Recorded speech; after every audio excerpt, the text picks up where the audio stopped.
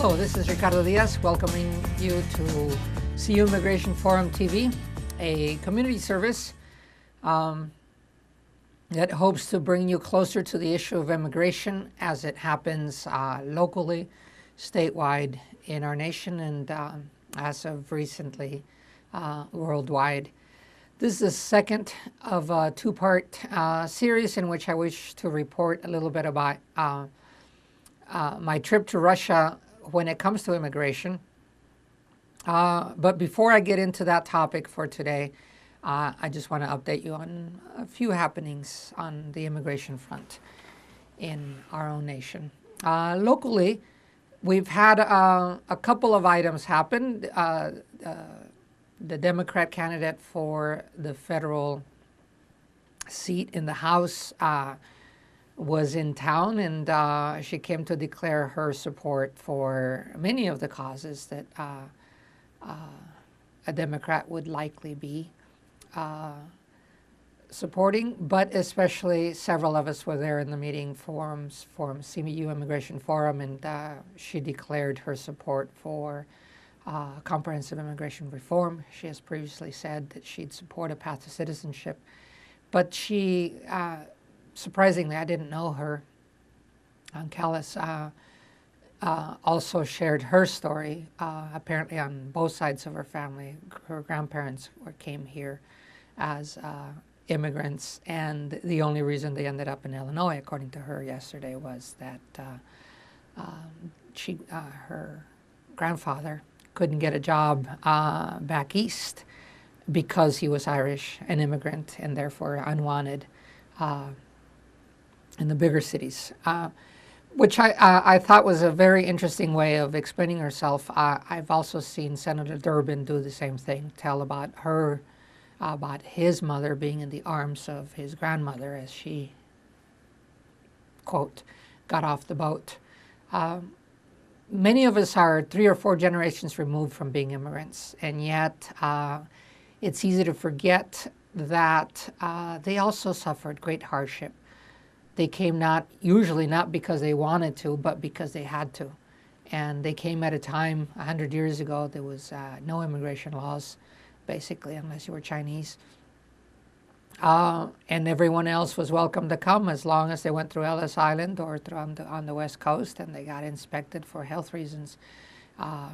So the cobblers, the farmers, many people came. People that today are not welcome, in that if they don't have a particular high-tech skill or a particular amount of money, $750,000, there is no legal path for them to come.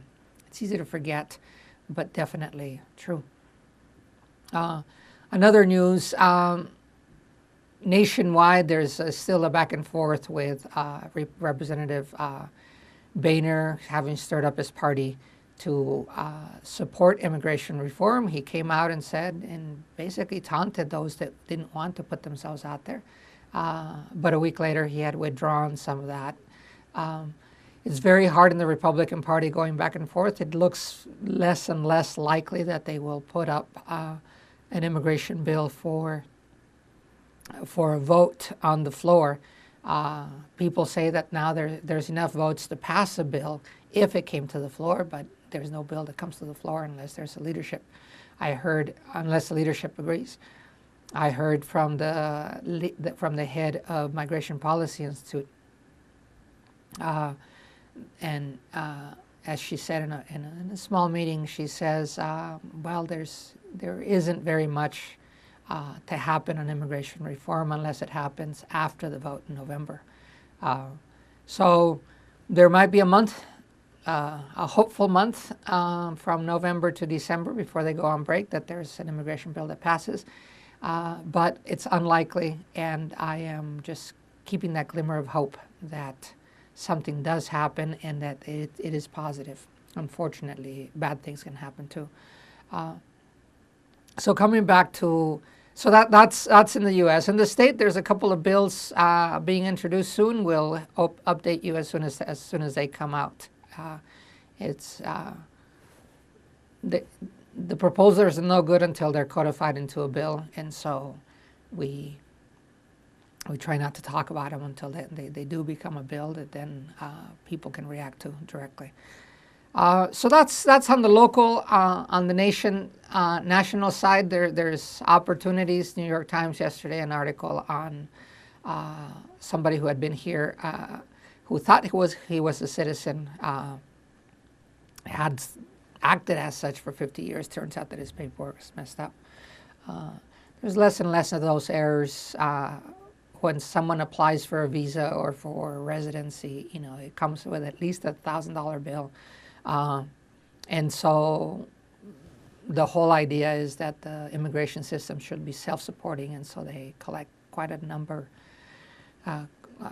in fees for every form that you fill out. So anyway, so that's the U.S. Let me go back to Russia for a second, and I'm going to try to use some visuals of the time that I spent over there, but hopefully this is more of a recap and analysis, not a travel log.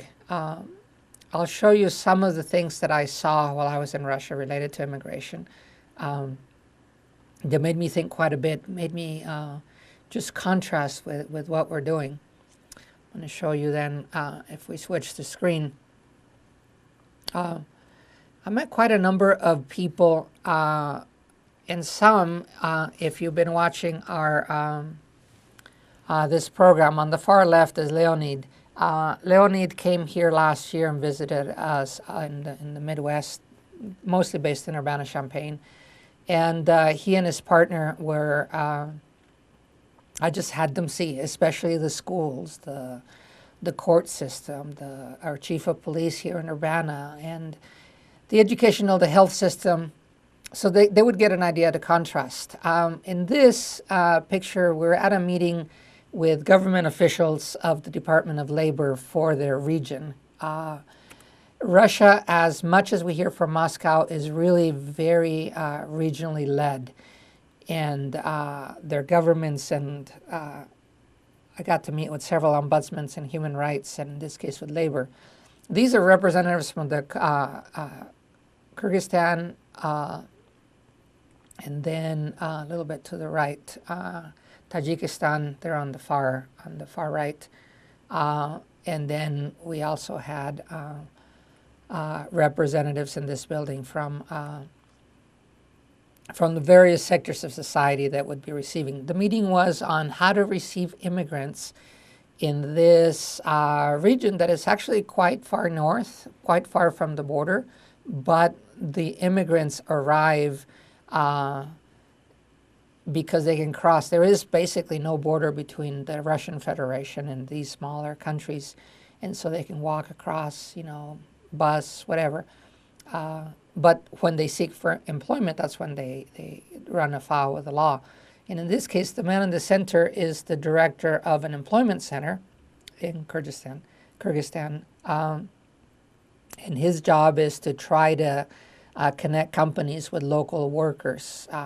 His assistant, who spoke good English. And it's very interesting to find these government officials from other countries seeking to just work out the basics, how can I say, the operation of how things work, whether there is a law or not. And it taught me a great lesson as I was watching this and understanding very little. My interpreter was doing her best. That really immigration is a problem for federal laws. That is, they're the ones in charge of relationship with other countries. But really, when it comes to work, to housing, to healthcare, to housing, all those basics are handled by regular people, by you and me. That is, we live in Urbana-Champaign, and we're the ones that will have encounters.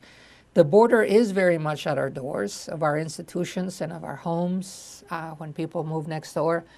And ultimately, as Mayor Gerard at one point said in this show, just regular people, they're workers and residents to me. But in this situation, I saw it once again that there is so much that can be done if we just take the attitude of these are my neighbors, they're working, they have trouble. And, I might have troubles with the IRS, he might have troubles with the immigration department. Ultimately, it doesn't really matter. We all have some kind of issues with government. We're having a relationship built on this. And so the most important thing is that we are neighbors, and we do our best to take care of the issues that come for us. And it is in the collaboration that things are and can be done. So I say that as I move on to another thought that I had while I was over there and had to do as I encountered people. It came up our last Thursday. We had pulled together a group, a roundtable, we called it. It turned out to be a panel in which people spoke of their experience with the institutions. The immigrants spoke in contact with the institutions, the law, the health clinics. And it was a very interesting session for me because although I gave the introduction, I gave a little bit about what we do. The people that got up were various either lawyers or people that defended rights or just bailed out the immigrants in trouble. And there was the staggering statistics I had seen by visiting people, but when you compile them, much as Valentina Chupik did when she came over, there is an infrastructure dealing with immigrants, and in their case, it's usually by paying bribes. I need a work permit, and so there isn't one to be had, so I buy one that's made on the side and not the official system. There's a bribe. And so as she quantified, it comes down to billions of dollars that get paid off on the side. It made me think of our side too, the amount of money that is spent dealing with immigration and who gets it. I just mentioned earlier about the USCIS, and when you file an application, the DACA kids, the Deferral of Childhood Arrivals, they'll have to pay another $400, $395, I believe, for their application, and then another $85 fee for their biometrics. So every 2 years they get to pay that. If we have 100,000 people, you can do a quick calculation that that's a lot of money coming into the government. It made me realize that we do things, our application for residency is up to $700. We do not a bribe because that would be illegal, but we do charge quite a lot of money. If we each had to pay a work permit for $500 a year, we would consider it insulting. Do we feel better when that money is requested from people and a receipt is issued? We don't call them bribes, we call them fees, but there's a lot of money being exchanged here. I'll give you another instance. When an immigrant is arrested and put in jail, there is a cost to that. Both of the police officer pulling somebody over. In our county, it doesn't happen, but in the rest of the state, it does. The policeman picks them up, takes them to jail. They get processed for driving without insurance their second time, whatever the charge may be, and then they have to be housed. The prison industry makes a lot of money on people being jailed. Our own jail in this county used to have quite a number of immigrants that were held. They were held officially only for 72 hours, but they could be held until whenever immigration came. At $38 a day, somebody quoted 62 yesterday, so I'm not sure, but name it $25 a day times 10, it's money that was being spent in our county. No longer in our county, but what about the rest of the state?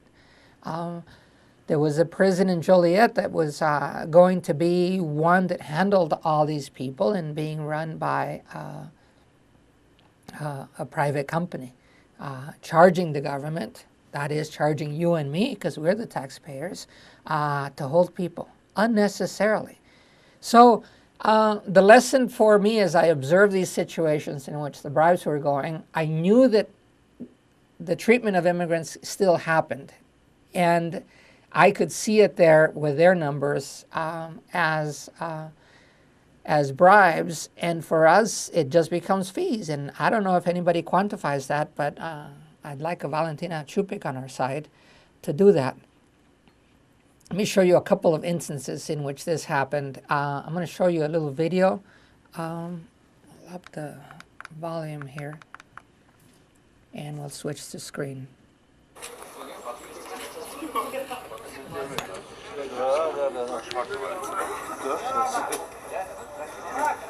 That sign tells you it's the place where you can get what they call the patent, which is a permit to work.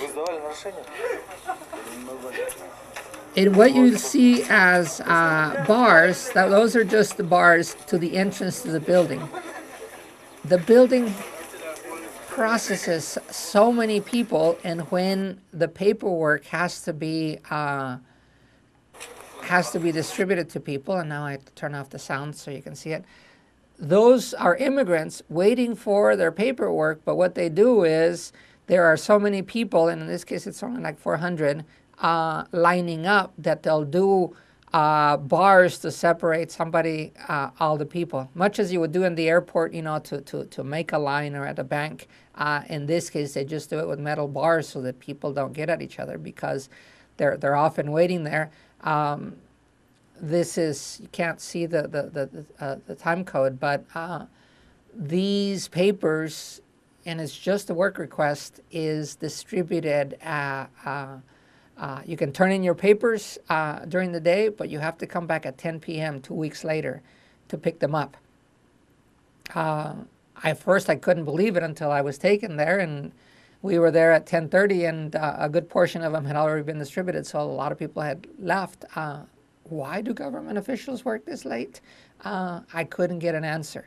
But it, again, what's the point? For me, it was the realization that we have made some very good progress in our country as to how to handle applications.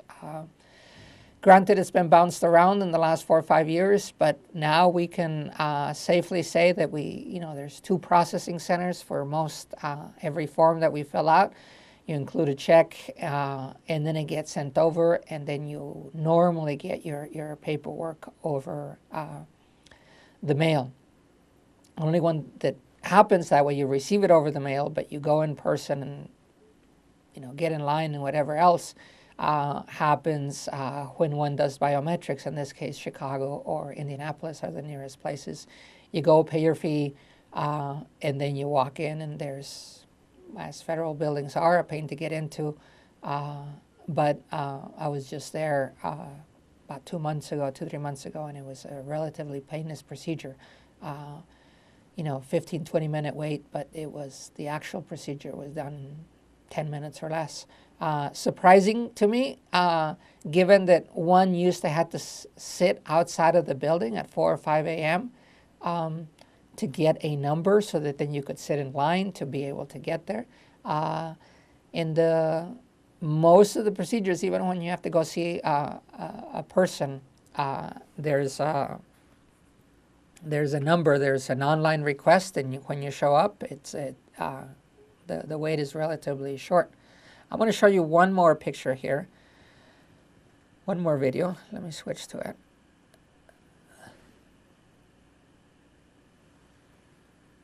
What you see is, let me turn up the volume.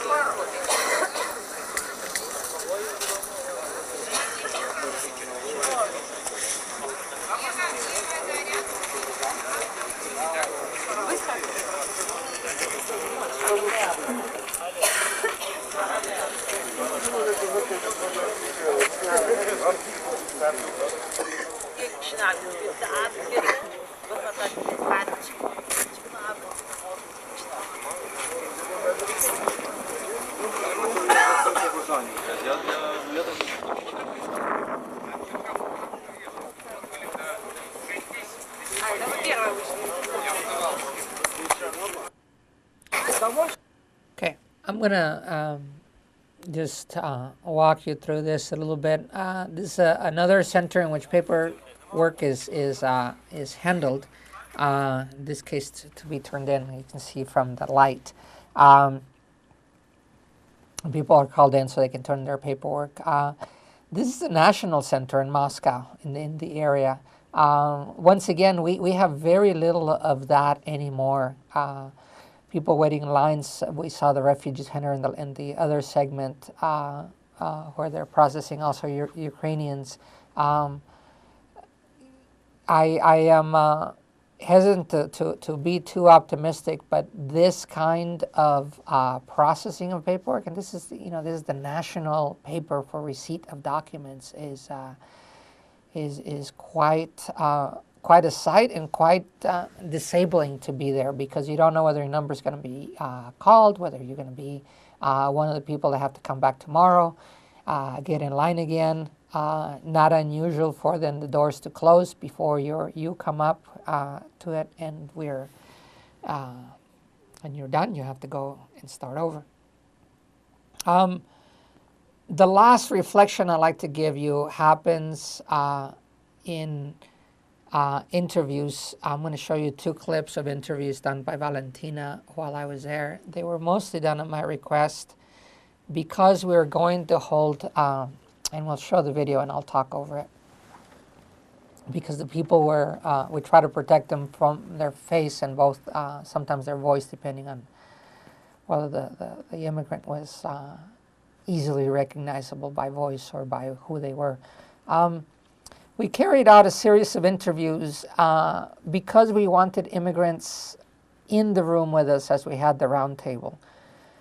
That is, many times we make, so the lesson that I try to implement in this roundtable, but I think for us as Senior Immigration Forum, often we get to situations in which we want to solve the problem for people, and we want to be the ones deciding because we're the ones that know. And we don't invite the immigrants themselves to help solve the situation.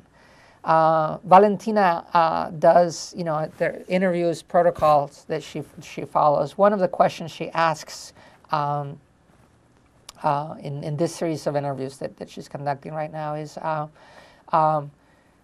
if you were in power, what would you do? That is, if you were president or the director of immigration services, what would you do to make things better? And of course, she gets the whole range of responses. Many people can't imagine anything being done. Just leave it as is. It's always been like this. It will always be bad. Last week, in one of her interviews, the guys started laughing when she asked him the question, "What would you do if you were the prime minister?"